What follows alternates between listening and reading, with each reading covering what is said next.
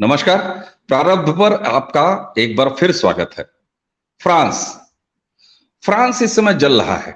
आज छठा या सातवां दिन हो गया दर्शकों। फ्रांस में लगातार चीजें बिगड़ती जा रही हैं, बीच में कुछ संभलती दिख रही हैं, लेकिन इस सब के बीच तमाम कयास लगाए जा रहे हैं। हर आदमी अलग अलग तरीके से भारत में बैठा हुआ या दुनिया में कहीं भी बैठा हुआ फ्रांस के बारे में लगातार विश्लेषण कर रहा है। लेकिन प्रारब्ध के इस मंच पर हमारे पास आज हमारे गेस्ट के तौर पर हैं आरिफ अजाकिया साहब। तो आइए सबसे पहले स्वागत कर लेते हैं आरिफ जी का। नमस्कार आरिफ भाई। नमस्कार अवानिश भाई और thank you very much for inviting. जी दर्शकों, आरिफ साहब किसी परिचय मैं अब देता नहीं, जरूरत नहीं है। आरिफ साहब फ्रांस से बड़ा गहरा ताल्लुक इनका रहा है। मूलतः पाकिस्तान से हैं, रहते यूके में हैं, वेल नोन पर्सनैलिटी है, इसलिए किसी परिचय की जरूरत नहीं है। आइए सीधा हाल जानते हैं, जिसको कहते हैं ना कि जमीन का हाल। और जमीन का हाल वह व्यक्ति बहुत अच्छा बता सकता है जिसके हाथ में जमीन की नब्ज होती है, जमीन की नाड़ी होती है। तो अरे भाई, आज छठा दिन हो गया। खबरों में सब लोग अपडेटेड हैं, क्या हुआ कब हुआ, यहां तो आप समझ रहे हैं ना, 24/7 चैनल्स हैं और लगातार बता रहे हैं। लेकिन हम जानना चाहते हैं दरअसल फ्रांस में जो पिछले 6 दिनों से हो रहा है उसकी तासीर क्या है। एक अपडेशन आप दें जरा, फ्रांस में क्या चल रहा है सर। देखें, मैंने 96 में मैं फ्रेंच नेशनल हुआ था और आज 27 साल हो गए मैं फ्रेंच सिटीजन हूँ। तो मेरा एडॉप्टेड कंट्री है, मेरे बच्चे बाय बर्थ फ्रेंच हैं। तो ऑब्वियसली मेरे लिए बड़े दुख की बात है कि मेरा मुल्क जल रहा है। भारत का जो मकाम है मेरे दिल में वो कोई नहीं ले सकता। भारत मेरे लिए सबसे ऊपर है। और इंग्लैंड में मैं रहता हूँ और इंग्लैंड में भी ऐसी सूरत हाल किसी वक्त भी शुरू हो सकती है। फर्क सिर्फ ये है कि फ्रांस में नॉर्थ अफ्रीकन जो हैं, अल्जेरियन, तुनिसियन, मोरक्कन, वो कर रहे हैं। इंग्लैंड में जब होगा तो पाकिस्तानी और कश्मीरी करेंगे, क्योंकि यहाँ पे ज्यादा इनकी तादाद है, बंगाली है। तो ये है कि बड़े दुख की बात है जो फ्रांस में हुआ। फ्रांस में ये हुआ कि एक 17 साल का अल्जेरियन लड़का एक गाड़ी चला रहा था बस लेन में। बस लेन में यहाँ पे इंग्लैंड में गाड़ी चलाने का 750 पाउंड जुर्माना है। बस लेन में गाड़ी चला रहा था 17 साल का लड़का जिसका क्रिमिनल रिकॉर्ड भी है। वो हम्म। पुलिस ने जब उसको रोका तो वो गाड़ी चढ़ा के आगे बढ़ गया। पुलिस ने गोली चला दी, मर गया। आपको अगर उसका दुख है कि गलत हुआ तो आप अदालत में जाएं। फ्रांस की अदालतें आजाद हैं। आप जो कर रहे हैं ना, वो आपकी तरबियत बता रही है नॉर्थ अफ्रीकन हम्म। मुसलमानों की।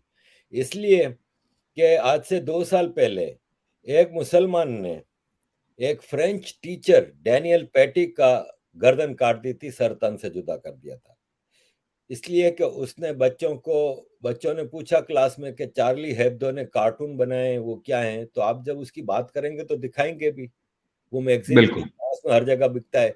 उसने दिखा दिया, बच्चे ने जाके बाप से शिकायत कर दी, बाप ने उसकी गर्दन काट दी। आप मुझे ये बताएं कि कितने फ्रेंचों ने मुसलमानों के घर जलाए या दुकानें जलाई या गाड़ियां जलाई? एक ने भी नहीं। तो ये बेसिक तरबियत दो ग्रुप ऑफ पीपल की है। एक है, मैं क्रिश्चियन हिंदू की बात ही नहीं कर रहा, मैं तो मुसलमान और नॉन मुसलमान की बात करूंगा। क्योंकि आपको और कोई दुनिया का धर्म, एथेइस्ट, कभी भी धर्म के आधार पर टेररिज्म करता हुआ नहीं मिलेगा। आप दुनिया के आखिरी पिछले मेरा ख्याल है 1 साल में 100 से ज्यादा टेररिज्म के वाकयात हुए होंगे। कुछ नहीं तो कोई 25 तो पाकिस्तान में हो चुके हैं, अफगानिस्तान बिल्कुल। में, इधर उधर। आप 100 वाकयात उठा लें टेररिज्म के, आपको 99 मुसलमान इन्वॉल्व मिलेंगे। तो ये तरबियत है, बेसिक तरबियत है जो गलत है। इस्लाम के नाम पे मैं शुरू से कहता आया हूं आपके प्रोग्राम में भी कि मदरसा इज द रूट कॉज। मदरसे में, चाहे वो फ्रांस में है, चाहे वो हिंदुस्तान में है, चाहे वो पाकिस्तान में है, चाहे वो इंग्लैंड में है, सिखाया ये जाता है कि तुम मुसलमान हो और सिर्फ तुम सही हो, बाकी सब गलत हम्म। है। तो सही करना तुम्हारा काम है, जो सही नहीं होता उसको फारिग कर दो। जब आप ये सिखाओगे एक छोटे से बच्चे को, बड़ा होते तक उसके फिर स्टेप्स आते हैं। कि फारिग किस तरह करना है। उसमें मुझे अभी किसी ने हदीसें भेजी हैं, पूरी लिस्ट, कि एक हदीस में कहा गया है कि मुसलमान नॉन मुस्लिम को इकोनॉमिक टॉर्चर कर सकता है, यानी उसकी दुकान को आग लगा सकता है, उसकी प्रॉपर्टी को आग लगा सकता है। अगर कोई मुसलमान नॉन मुस्लिम को कत्ल कर दे तो उसकी सजा नहीं होनी चाहिए, वगैरह वगैरह। जब ये चीजें आप हदीसें और कुरान के रूह से मुसलमान बच्चों को सिखाएंगे अपने मदरसों में, तो जो फ्रांस में हुआ ये होगा। अवनीश भाई, मैं तो हिंदुस्तान में नहीं हूँ, आप वहां पे हैं। मैं आप जितना वाकिफ नहीं हूँगा वहां की ग्राउंड रियलिटी का, लेकिन फिर भी मेरा काम ये है तो मैं ज्यादा वाकफियत रखता हूँ। वो ये है कि मैं पिछले 6-8 महीने का हिसाब देख रहा था कि दिवाली आई, होली आई, राम जी का जन्मदिन आया, ऐसे फेस्टिवल आए, हनुमान जयंती आई, जयंती आई। फिर वो गणपति पूजा आई। जी। मैंने नहीं देखा कि हिंदू बेचारे अपने ही देश में सुकून से अपना फेस्टिवल मना सके। कहीं पे उनके ऊपर पथराव हो रहा था, कहीं पे पेटा आ जाता था, पटाखे नहीं चलाओ, हमारा डॉगी खतरे में आ जाता है, ये है वो है, डरता है बेचारा डॉगी। या फिर कहीं पे सेलिब्रिटीज आ जाएंगे कि दिवाली मुबारक, प्लीज नो पटाखा, प्लीज ये नहीं करो, प्लीज वो नहीं करो। एक फेस्टिवल मैंने नहीं देखा जिसमें पत्थरबाजी ना हुई हो। ठीक हमारे बात। इलाके से लेके निकले हो तुम, जय श्री राम बोल के निकले हो। अबे तुम्हारा इलाका नहीं है, हिंदुस्तान है, ठीक है। लेकिन मुसलमानों की एक ईद आती है, 4 दिन पहले आई थी। वो Eid totally against Hindu philosophy है बिल्कुल। कि हिंदू किसी की जान लेने की बात करता ही नहीं, किसी जानवर की भी, ठीक है। आप मुझे ये बताएं कि कितने हिंदुओं ने पथराव किया इनके ऊपर, कितने हिंदुओं ने मस्जिदों में जाके जो नमाज पढ़ रहे थे उनके ऊपर पथराव किया? एक ने भी नहीं किया। बल्कि मैंने फोटो देखी, टाइम्स ऑफ इंडिया में आई थी, कई जगहों पे आई थी, कि मिठाई बांट रहे हैं हिंदू, मुसलमानों को मिठाई खिला रहे हैं, पुलिस वाले फूल दे रहे हैं नमाजी बाहर निकलते हैं तो। यार कुछ तो शर्म करो, कुछ तो शर्म करो। हालांकि मेरी नजर में, अवनीश भाई, मेरी नजर में भारत में रहने वाला जितना मुसलमान है ना, वो इलीगल है। अरे। इस, इसलिए कि हिंदुस्तान में जब अंग्रेज का दौर था तो मुसलमानों ने कहा कि हमें आजाद अलग देश चाहिए मुसलमानों के लिए। एक मूवमेंट मुसलमान देश के लिए टू नेशन थ्योरी पे सिंध में नहीं चली, पंजाब में नहीं चली, पाकिस्तानी पंजाब में, बलूचिस्तान में नहीं चली, केपीके में नहीं चली। कहाँ चली? जहां आप बैठे हैं, सबसे ज्यादा यूपी, यूपी और बिहार में। यूपी, सीपी, बिहार, बंगाल, इन जगहों पे मूवमेंट चली। गुजरात, गुजरात के मेमनों ने ब्लैंक चेक दिए थे जिन्ना को, ठीक है। ये जब चली तुम्हारे इलाकों से तो तुम गए क्यों नहीं? हिंदुओं ने अपना देश काट के तुम्हें दो हिस्से दिए, तो इंटरनेशनल लॉ के मुताबिक तुम्हें उधर जाना चाहिए था। तुमने मूवमेंट चलाई थी, उन्होंने नहीं चलाई थी, सिंधियों ने या बलोचों ने या किसी ने। तो तुम गए नहीं, तो तुम फिर इधर इलीगल हुए। इसको मैं इस तरह भी बताऊंगा कि 1971 में जब बंगालियों का पंजाबी आर्मी जेनोसाइड कर रही थी ईस्ट हम्म। पाकिस्तान में, तो पंजाबी आर्मी जब वहां पे डिप्लॉय की गई ना, तो उनको पता नहीं था कि कहाँ बंगाली इंटेलेक्चुअल रहता है, कहाँ बंगाली मुक्ति बानी रहता है, कहाँ, किसको पता था? वो बिहारी जो 47 में उस तरफ माइग्रेट करके गए थे ईस्ट पाकिस्तान, वो उन्होंने मुखबिरी की। आर्मी के साथ मिल के मुखबरियां करते थे। वो बंगालियों की आजादी की मूवमेंट के खिलाफ मूवमेंट चला रहे थे। तो जब बांग्लादेश आजाद हुआ ना, तो शेख मुजीबुर रहमान ने कहा कि ये तो एंटी बांग्लादेश थे ना बिहारी, इनको मैं नेशनलिटी नहीं दूंगा, ये पाकिस्तानी है, पाकिस्तान जाए। रेड क्रॉस ने कैंप बनाए ढाका में, चिटागांव में, और वो बिहारी आज 50 साल बाद भी उन कैंपों में रह रहे हैं। तो इलीगल बांग्लादेश में वो, ठीक बात। ठीक। तो फिर हिंदुस्तान में भी आपने इस तरह किया था कि एंटी इंडिया, एक इंडिया की जो मूवमेंट थी आजादी की, उसको आपने तोड़ने की मूवमेंट चलाई थी। तो लेकिन फिर भी मैं कहता हूं कि एक पाकिस्तान पैदा हुआ आदमी फ्रांस में रह रहा है तो वो कैसे ऐसी बात कर सकता है कि आप इनको निकालो जो हिंदुस्तान में पैदा हुए। मैं कह रहा हूँ इंसान के बच्चे बन के रहो, कोई तुम्हें नहीं निकालता। तुम्हें ठीक बात। तुम्हारे राइट से हिंदुओं से ज्यादा राइट्स दिए गए हैं, तो कुछ शर्म करो और ओब्लाइज हो जाओ। हम नहीं कह रहे कि तुम यहाँ पे तुम्हें थर्ड क्लास सिटीजन कोई नहीं बना रहा। Third class citizen sorry to say यहाँ पे हिंदू है, जिसका कोई फेस्टिवल सुकून से नहीं गुजरता, जिसको जिसके ऊपर आरोप लगता है हिंदुत्व एक्सट्रीमिज्म, जबकि ये वो धर्म है जिसमें एक्सट्रीमिज्म नाम की चीज ही नहीं है कोई। सबसे ज्यादा को एग्जिस्टेंस और ये सब चीजें सिखाता है। तो यहाँ का ये केस है। इसी तरह फ्रांस में इन्होंने जो आग लगाई है, आप मुझे ये बताएं कि कितना ही कठोर इंसान हो, वो लाइब्रेरी को आग लगाएगा, ज्ञान की जगह को आग लगाएगा। मार्सेई दूसरा बड़ा शहर है फ्रांस का, पेरिस नंबर 1 है, पेरिस के बाद मार्सेई दूसरा बड़ा शहर है, लियोन तीसरा नंबर है, लील चौथा नंबर है। मार्सेई में सबसे बड़ी लाइब्रेरी को आग लगा दी आपने। आपका ज्ञान से तो कोई वास्ता ही नहीं है ना भाई। अगर आपका ज्ञान से वास्ता होता तो आप 56 इस्लामिक देश हो, आप में से कोई एक तो वैक्सीन बना लेता, आप में से कोई हवाई जहाज तो बना सके, कोई गाड़ी तो बना सके। आप तो कुछ नहीं बना सकते, क्योंकि आपका ज्ञान सिर्फ और सिर्फ कुरान और हदीस में से भी नफरत वाली सारी चीजें सीखनी है। क्योंकि इतनी मोटी किताब है कुरान, उसमें अगर 100 जगह नफरत सिखाई गई है तो 200 जगह अच्छी बातें भी होंगी ना, जाहिर है रिलीजियस बुक है।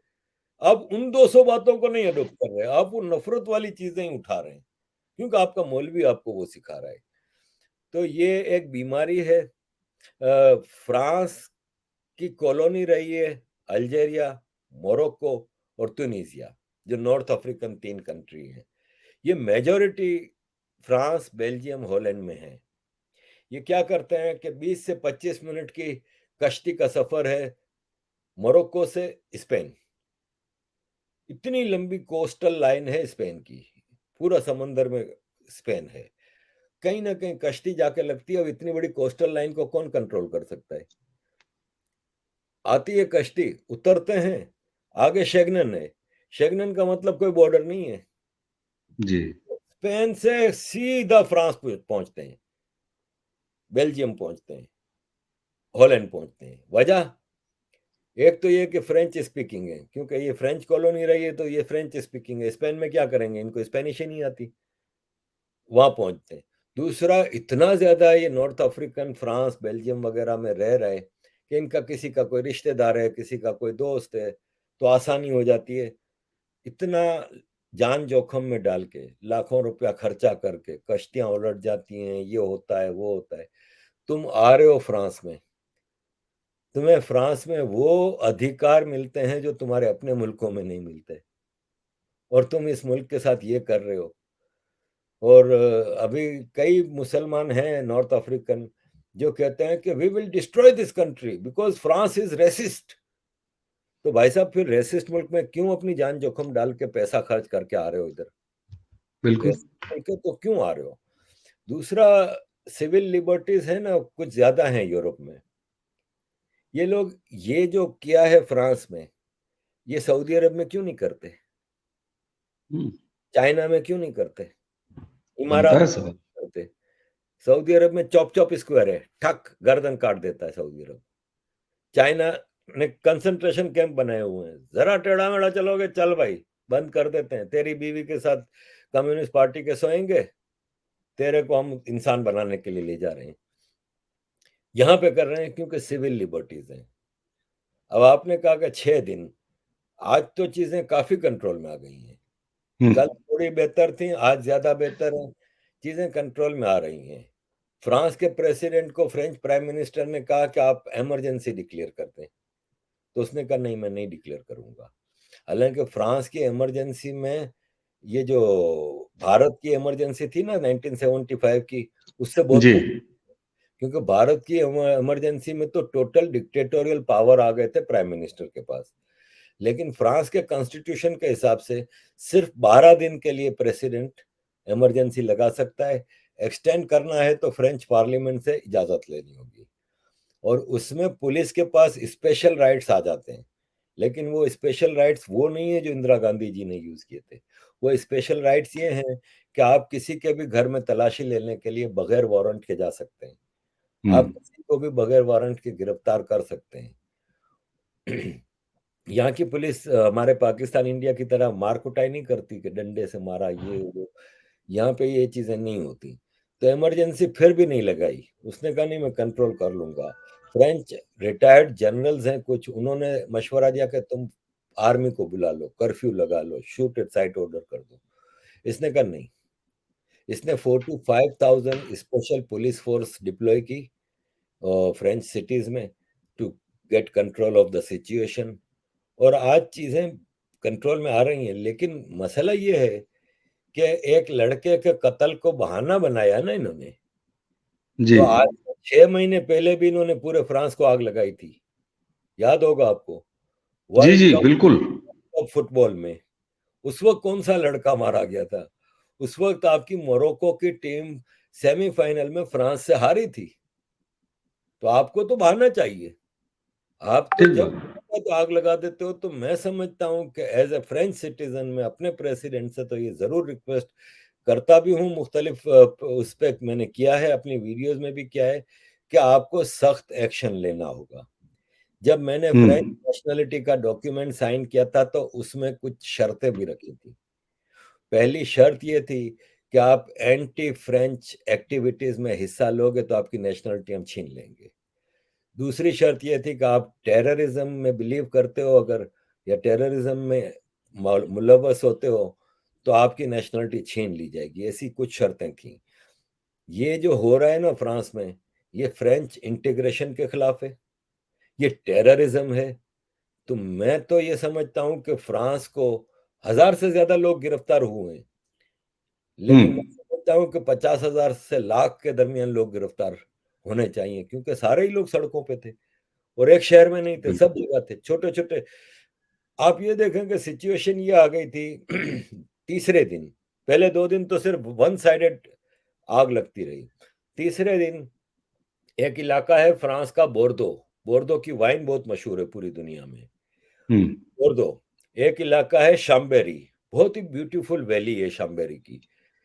वहां पे आम फ्रेंच लोग, जो इंडिजिनियस फ्रेंच हैं, गोरे, लड़के लड़कियां बूढ़े बूढ़ियां, सब लोग डंडे लेके निकल आए और अपने अपने घर के बाहर और अपनी अपनी बिजनेस प्रॉपर्टी के सामने खड़े हो गए।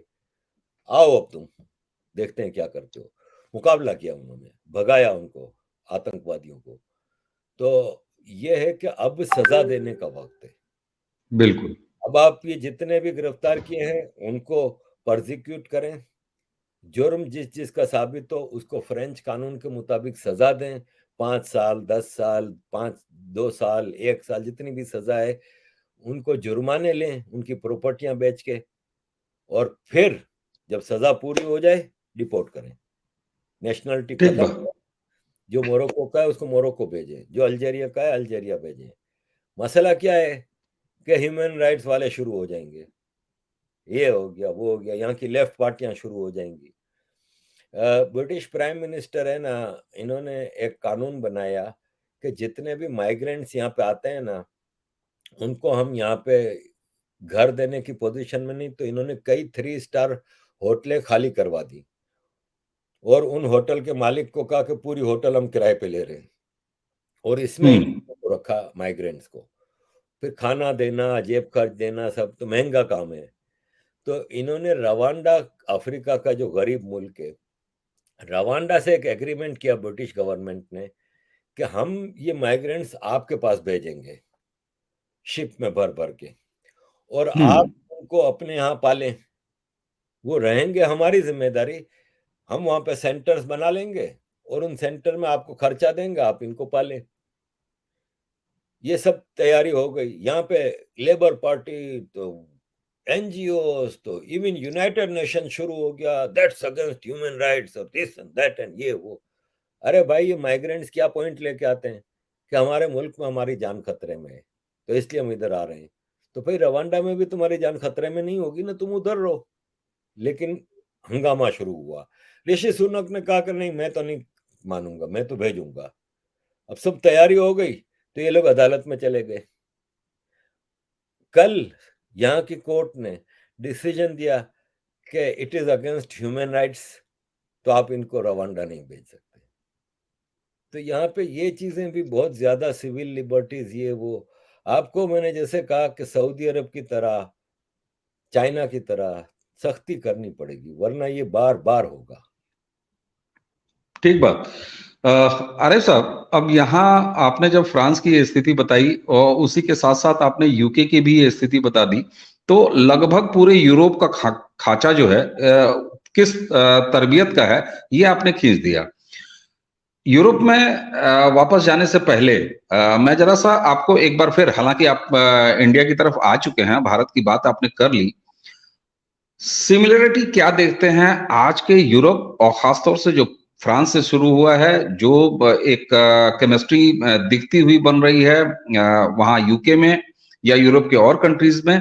तो साहब, भारत किस मुहाने पे बैठा हुआ है? ये भारत को लेके आपकी चिंताएं कैसी हैं जब फ्रांस जैसी जगह ये हालत में आ सकती है, यूरोप जैसी जगह पे इस तरह के खतरे आ सकते हैं, तो भारत के बारे में आपकी कोई चिंता? बहुत ज्यादा फिक्रमंदी की बात है, क्योंकि फ्रांस में तो 9% मुसलमान है, भारत में 20% मुसलमान है, 18-20%। फ्रांस का मुसलमान सब बाहर से आया हुआ है, तो अकॉर्डिंग टू लॉ उनको आप वापस भी भेज सकते हैं। भारत का मुसलमान सब भारत में पैदा हुआ है, इंडिजिनियस है, तो उनको आप निकाल भी नहीं सकते। भारत का सेक्युलरिज्म बिगड़ा हुआ है, फ्रांस का सेक्युलरिज्म बिगड़ा हुआ नहीं है। इन ए सेंस कि फ्रांस में कहीं पे कोई वक्फ बोर्ड नहीं है। भारत में तो हम्म। प्लेटफॉर्म पे तो इधर तो उधर तो दरगाहें, मजार हैं, सब। और आधी से ज्यादा दरगाहों में एक भी कोई दफन इंसान नहीं मिलेगा आपको, सब नकली है। तो वक्फ बोर्ड नामी बीमारी है। फ्रांस में कोई प्लेसेस ऑफ वर्शिप एक्ट नहीं है। फ्रांस में कोई रिजर्वेशन नहीं है कि रिजर्व नहीं होती, आपको ये रिजर्विंग, आपका ये वो। तो और फिर फ्रांस में ये सब चीजें नहीं है, भारत में है। आप इनको वापस लोगे तो मसला होगा। फ्रांस में यूनिफॉर्म सिविल कोड है, सबका एक कानून है। ये बेसिक्स ऑफ सेक्युलरिज्म है, जो भारत में नाम का सेक्युलरिज्म है। सेक्युलरिज्म में तो सीधा सीधा कोई मेजोरिटी माइनॉरिटी नहीं होता, कोई अलग, सबके धर्म की बराबर बात होती है। मसला ये है कि जितनी दरगाहें, मजार, मुस्लिम एनजीओज जो फंडिंग होती है, वो उनके पास जाती है, वक्फ बोर्ड वालों के पास। जितने मंदिर हैं उनकी फंडिंग जो है वो सरकार के पास जाती है। ये कैसा सेक्युलरिज्म है? सेक्युलरिज्म में तो सब धर्म बराबर। ठीक है। आपके दूसरा वक्फ बोर्ड की बात आती है, तो वक्फ बोर्ड तो मुसलमान देशों में भी नहीं होता। मुसलमान देशों में वक्फ की मिनिस्ट्री होती है। मिनिस्ट्री का मतलब ये हुआ कि सरकार का हुआ सब कुछ। मिनिस्ट्री इज सरकार। तो मिनिस्ट्री का होता है सब कुछ, यानी सरकार का सब कुछ होता है। आपके यहाँ क्या है कि मंदिर तो सरकार के हैं, तो ये वक्फ बोर्ड क्या बीमारी आपने पाली हुई है? अब ये सुधारा लाने के लिए अभी यूसीसी पे ही देख लें। आज मैं एक वीडियो देख रहा था आंध्र प्रदेश की, उसमें मुसलमानों से सिग्नेचर लिए जा रहे थे कि आप यूसीसी के फेवर में वोट नहीं दोगे, आप ये बिल्कुल। करोगे, आप वो करोगे। तो यूसीसी तो फिर अभी छोटा सा है। आप वक्फ बोर्ड खत्म करने जाओ, आपको पता चल जाएगा। तो हम्म। भारत का मामला तो बहुत ज्यादा फिक्र करने वाला है। और अक्सर लोग शिकायत करते हैं कि मोदी जी क्यों ये नहीं कर रहे, मुस्लिम अपीजमेंट कर रहे हैं। भाई साहब, मोदी जी की जाके जगह बैठ के देखो, देश को वो आग नहीं लगाना चाह रहे। फिर ये है कि आपके यहाँ 20 करोड़ हैं, यहाँ शायद पूरे यूरोप में 20 करोड़ नहीं है। ठीक है ना? फिर एक और चीज होती है कि चाइना में मुसलमान है तो कहाँ है? उगर प्रोविंस में, एक जगह कन्फाइंड है। भारत में मुसलमान कहाँ है? हर जगह है, हर जगह है। हर 25 किलोमीटर में आप देख लें तो आपको मुसलमान तो काफी सारे मिल जाएंगे। तो फिर बड़ा मुश्किल भारत की situation is more difficult than any other country. फिर दूसरा ठीक एक बात। बड़ा मसला ये है कि यहाँ पे यूरोपियन यूनियन है, नेटो के 40 मुल्क हैं, और इनके लिए जो एक शरारती शैतान जो है ना एक, वो तुर्की है। तो ये हम्म, मिलकर उसको एक हैंडल कर सकते हैं। फिर पीछे अमेरिका बैठा है। दूसरा, इनके पास पूरी दुनिया को इंपीरियलिस्टिक जमाने में पूरी दुनिया की लूटमार करके बड़ा खजाना है इनके पास। भारत तो लूटा गया है। भारत के सर पे शैतानों का शैतान चाइना बैठा है। भारत के ईस्ट और वेस्ट में भी गजवा हिंद वाले बैठे हैं। तो भारत के लिए सिचुएशन बहुत खराब है। भारत में पाकिस्तान खुल के आतंक कर रहा है, खुल के प्रॉक्सी वार्स कर रहा है, खुल के मुसलमानों की मदद कर रहा है, और मदद से मतलब प्रोवोक करता है। ठीक फिर बात। आप देखें कि फ्रांस में आपको एक भी राना अय्यूब नहीं मिलेगी। मैं अभी तुफैल भाई के प्रोग्राम में जाने से पहले राना अय्यूब की ट्वीट पढ़ रहा था, मेरे तन बदन में आग लग गई। इसने ट्वीट की कि फ्रांस में जिस पुलिस वाले ने गोली चलाई थी ना, उसके लिए फंड रेजिंग हुई है। Do you need any proof? मैं बता नहीं सकता कि मुझे कितना गुस्सा आया कि तुम 6 दिन से फ्रांस जल रहा है, तुमने इसके ऊपर कंडेमनेशन की एक ट्वीट नहीं की। आज फिर ठीक तुम बात। चिंगारी लगा रही हो। राना अय्यूब की आप पूरी टाइमलाइन उठा कर देख लें, आपको टोटल मुसलमानों की पर्दादारी करती है, और मुसलमानों को विक्टिम कार्ड लेके बैठी हुई है। ऐसी ठीक बात। भारत में गली कूचे में लोग मौजूद हैं, राना अय्यूब, हजारों राना आपने अय्यूब। भारत के लिए बहुत सारे मसले हैं, बस ये है। और फिर सबसे बड़ी बात, यहाँ का फ्रेंच यूनाइटेड है, हम्म, सारे फ्रेंच यूनाइटेड हैं। फ्रेंच पॉलिटिकल पार्टियां प्रेसिडेंट मैक्रोन के साथ खड़ी हैं। भारत में मोदी जी आसमान से तख्त उतार के भी लाएंगे ना, तो ऑपोजिशन पार्टी कहेंगे कि नहीं, वो भारत विरोध, मोदी विरोध में भारत विरोध कर जाते हैं। तो एक तो भारत की पॉलिटिकल पार्टीज का मसला है। फिर भारत का हिंदू, मैं समझता हूँ, मेरी अपनी रीडिंग गलत भी हो सकती है, कि करेक्ट हिंदू तो शायद भारत में अगर 100 करोड़ में से 20 करोड़ होंगे, बहुत हुए तो। बाकी तो सिक्युलर है, कह रहे नहीं नहीं नहीं नहीं नहीं, हमारा धर्म ये नहीं सिखाता हमें, हम किसी के खिलाफ वो नहीं कर सकते। अबे वो तुम लोगों को मारने आ रहा है, तुम वो अहिंसावादी और ये सब बने हुए बैठे रहते हो। तो भारत के लिए तो बहुत ज्यादा मुश्किल आते हैं। बिल्कुल सही बात है। और आपने जब अरफा खानम जैसे लोगों का नाम लिया, सॉरी, राणा अयूब जैसे लोगों का नाम लिया, तो यहाँ तो अरफा खानम शेरवानी भी आपने जब जिक्र किया ना, तो यहाँ तो गली मोहल्ले में है। तो अरफा खानम जैसे लोग हैं जो शाहीन बाग के दौरान बाकायदे स्टेज से ये कहते हैं कि हमने अपनी सिर्फ स्ट्रेटजी बदलनी है, तो ये भी कहते हुए बरामद होते हैं। अच्छा आरिफ साहब, अब 5-6 दिन हो गए फ्रांस को, और फ्रांस में एक जो नेशनलिस्ट अप्रोच है, जैसा कि आपने उदाहरण दिया कि वहां सिविलियंस आ गए, फ्रेंच लोग आ गए और वो सामने वो आके मुकाबला किए, ये एक नई चीज दिखाई दे रही है यूरोप में। बढ़ता खतरा दिखाई दे रहा है, वो ठीक है। अभी एक बड़ा वीडियो वायरल हो रहा है फिलिस्तीन के मौलाना, वो इसी आग लगने के दौरान साफ साफ तौर पर अपने वीडियो में ये कह रहा है कि साहब अब तो फ्रांस में पूरी तरीके से जिहाद है, और जिहाद के बाद वहां पर इस्लामी शासन आएगा। तो एक तरफ इतना एक्सट्रीम स्थिति दिख रही है, लेकिन वहां जो लिबरल कहा जाने वाला एक जो जनरल परसेप्शन है, यहाँ भारत में बैठे हुए लोग सोचते हैं कि अरे फ्रांस में या पूरे यूरोप में तो ये इन्हें किसी बात की चिंता ही नहीं है, लेकिन फ्रांस खड़ा हुआ है और फ्रांस ने एक उदाहरण दिया है। तो ऐसे में आप क्या समझते हैं कि ये मामला अब एक नई समझदारी पैदा करने का है यूरोपियन समाज में, और क्या इससे कुछ सीख मिलेगी जो फ्रांस में हुआ है? जो कुछ भी हुआ है दुखद हुआ है, हम ये नहीं कहना चाहेंगे ना, आप भी इस बात से राजी होंगे कि फ्रांस जल गया तो चलो कुछ सीख लिया। अरे साहब, वहां यूनिवर्सिटी जलाई तो भारत में लोगों को नालंदा जलाना याद आ गया। नालंदा की वो यूनिवर्सिटी जलाना याद आ गई। लेकिन इससे कुछ आगे आप एक स्पीड ब्रेकर देख रहे हैं या एक वेकिंग अलार्म टाइप का कुछ देख रहे हैं क्या?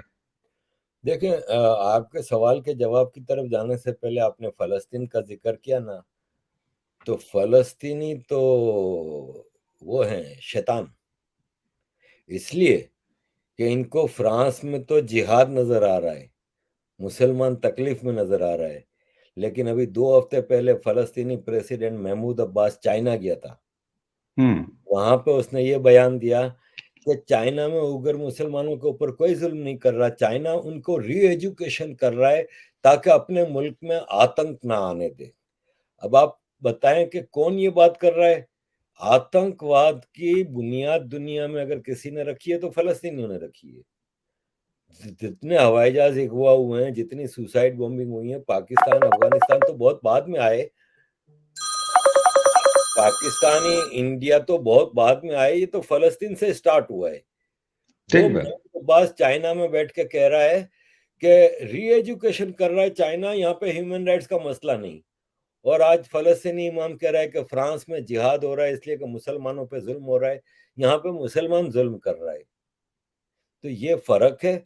अब आपका जो सवाल था, तो देखें आज जो मामले हुए हैं ना, इससे और जो स्वीडन और जर्मनी वगैरह में गैंग रेप हो रहे हैं यंग लड़कियों के, माइग्रेंट्स की तरफ से, इससे एक्सट्रीम राइट की पार्टियां बहुत आगे जा रही हैं।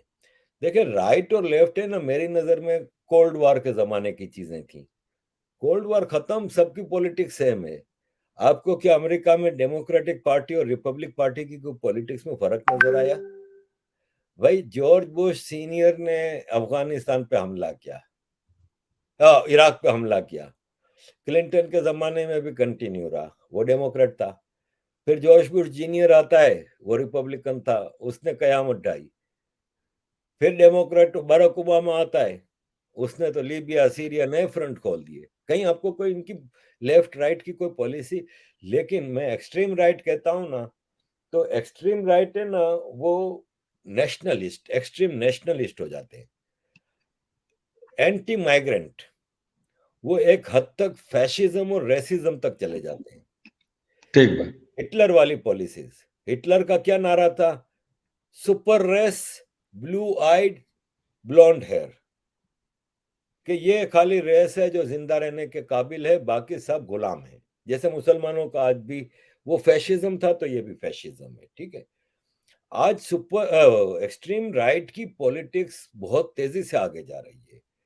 ऑस्ट्रिया में 50% क्रॉस कर गया है वोटर एक्सट्रीम राइट का, और इनकी पॉलिसी है नो मैग्रेंट्स, जितने हैं सबको वापस भेजो।